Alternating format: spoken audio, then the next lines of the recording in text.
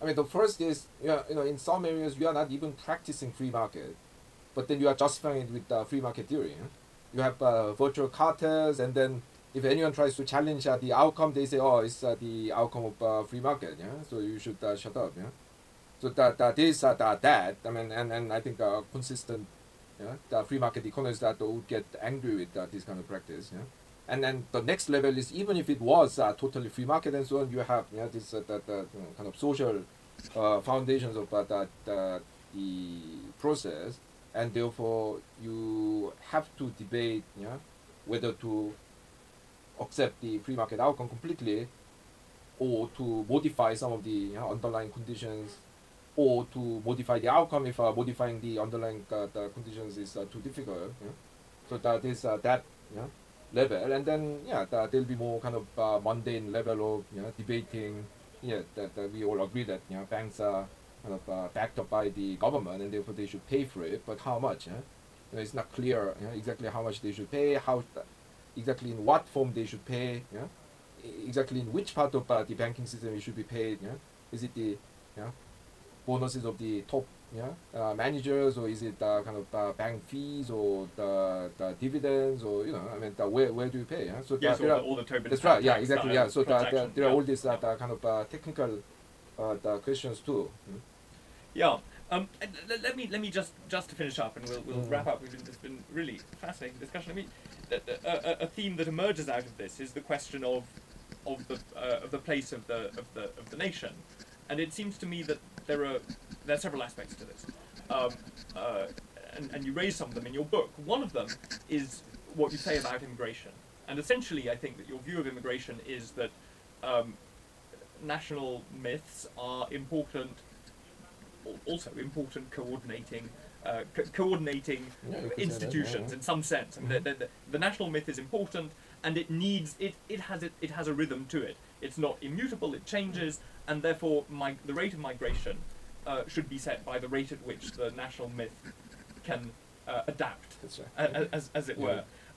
The second one is the one that we've just talked about here, which is the relationship between is the place of the nation in a globalized world, which is a nation that is severely weakened in a sense. So every national myth has to recognize that in the face of very fast-moving capital, it doesn't have as much power to control its environment as it did. Yeah. What do you and then in your book and your previous book, Bad Samaritans, you talk a lot about development and the way, for example, in which Korea had as it were a national project, and how important that national project was in its own economic development. How do you see the nation in globalization? Do you think the nation is something which needs political strengthening? Is it something that needs political containment within multinational organizations? Yeah, I mean, as you correctly point out, I mean, my view is that in the long run, even nations are kind of manufactured. So it's not like, I mean, something that we have to defend for its own sake. Now, having said that, I mean, you have to be realistic and say, look, I mean, you have a certain idea of the French nation or the British nation or whatever, and then you can't just pour in 2 million Poles in to Britain within kind of 5 years and say that it's the same country. No, it's not. Yeah? So you have to bring this out more open into public debate. I mean, trying to hide that this problem exists. I mean, countries like the Netherlands and Sweden have seen huge advance of anti-immigration right-wing parties, and it's not good for anyone. Yeah? So I mean, that's the first thing about the national identity. But yes, I mean, in the globalizing economy, these national boundaries are weakening, and there's a constant pressure to weaken it further and so on. Now, here we think I think we need to separate two elements. One is it's a bit like that the discussion we had on the ticket selling people in the London Underground. I mean, some of this pressure is real, yeah? But some others, it's actually a way to kind of advance the particular interest, especially corporate interest. I mean, how much of this is real? I mean, how much do you have to actually open up. I mean, the very interesting recent example is the IMF until like 10 years ago used to put enormous pressure on developing countries to open up their capital market. It started changing its thinking since the 97 Asian crisis. Now it actually, in the case of Colombia, it was actually putting pressure on the government to introduce some capital control, whereas the Colombian government are quite strongly wedded to this free market ideology. Said no, we don't want to do that. So some of these pressures are just out of ideology. So we need to clearly separate these different things. And yes, I mean some objective realities have to be accepted, but if you swallow the whole package simply because you find some elements of truth in there, I think is rather silly. Now, within this the global economy, I mean, especially the revelation of hitherto ignored kind of interdependencies like the environmental problem and so on. I mean, this I think requires in the long run a rethinking of our view of individual nations and the greater world. Exactly how that's going to be done, I mean, I cannot predict, but I think that in all this we have to kind of steer clear of these two extreme positions. One is the sort of standard right-wing nationalism, that we are French, we are Japanese, and we'll remain Japanese and we'll remain French forever.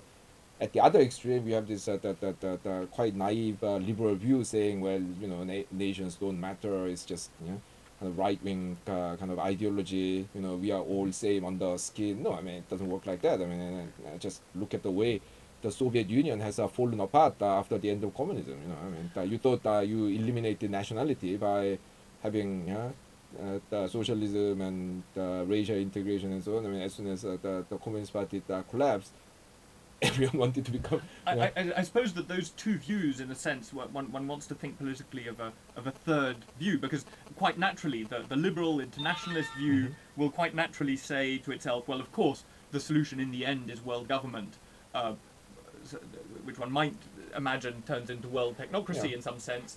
The right-wing view is, well, that the solution is strong nations protecting that, in creating these closed groups. It seems to me that actually, in a sense, the neither nor position is to say, well, in order we recognise that there are things which need world government, but in order to have good world government, we have to have strong and vibrant democracies that are controlled exactly. at whatever level that they exist, be That's it local or national, supranational, etc. That's right. No, my view is that until you have totally free international migration and world government that controls every part of the globe, you have to rely on nation states to implement whatever decision that you make at the global level. I mean, call it global federal government or whatever. I mean, it's not going to be a unitary state for a long time.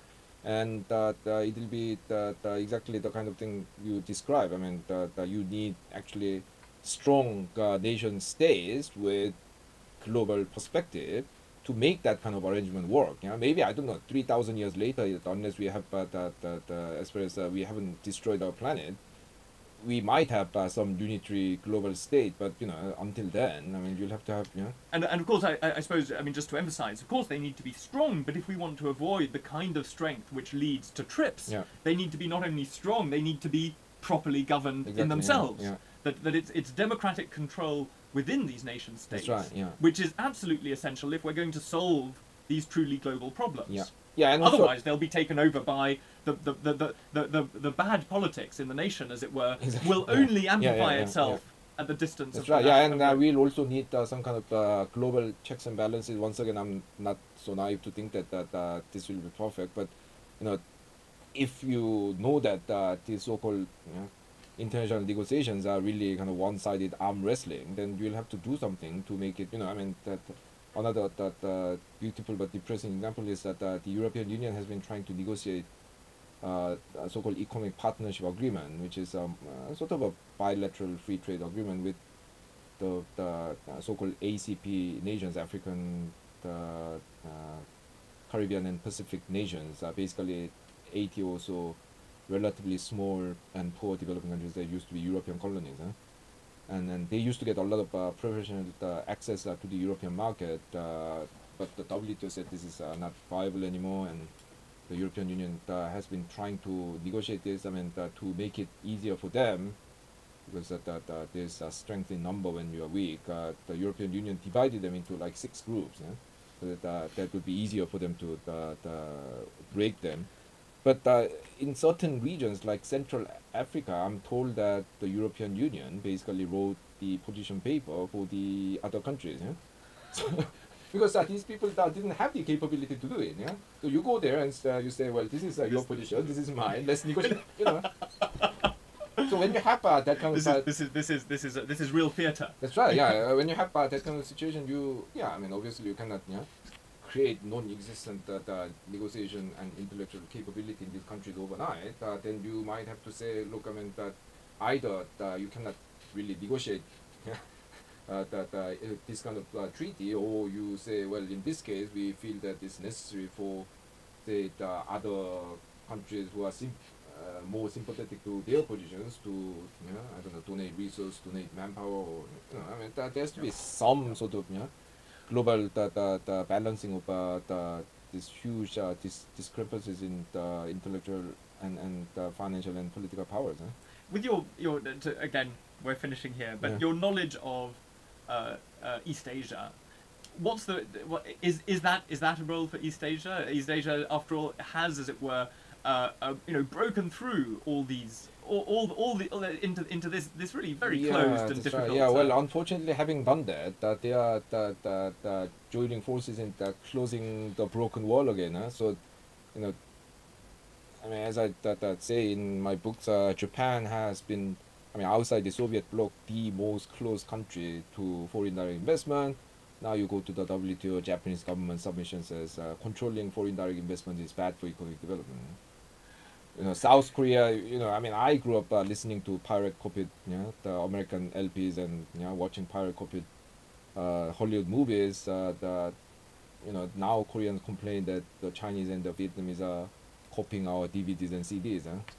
So because of your wonderful film industry, exactly, and your high advanced technology, Samsung and LG want just returns. Exactly, yeah. So I mean, it's quite disappointing because to be fair, the British, the French, and the Americans can actually say that, well, we might have done those things in the past, but it was done by our grandfather or great-great-grandfather or great-great-great-grandfather in the British case.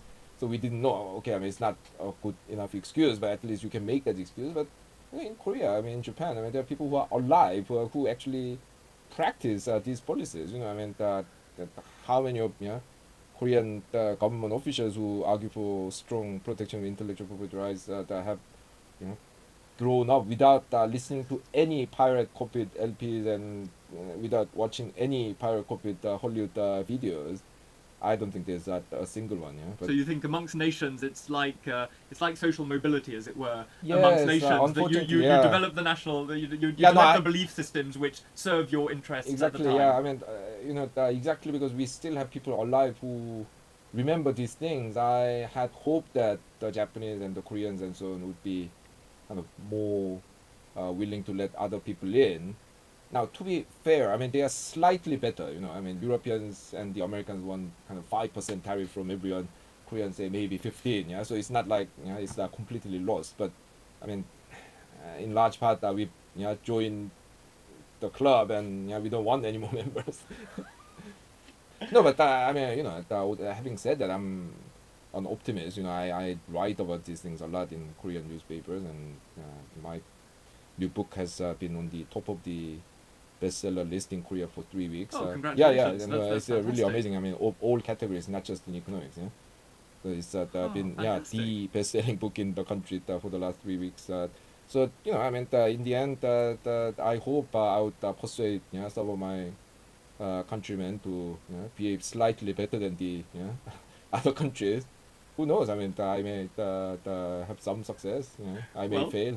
Well, congratulations, and I wish you every success, Ha-Joon. No, I mean, this was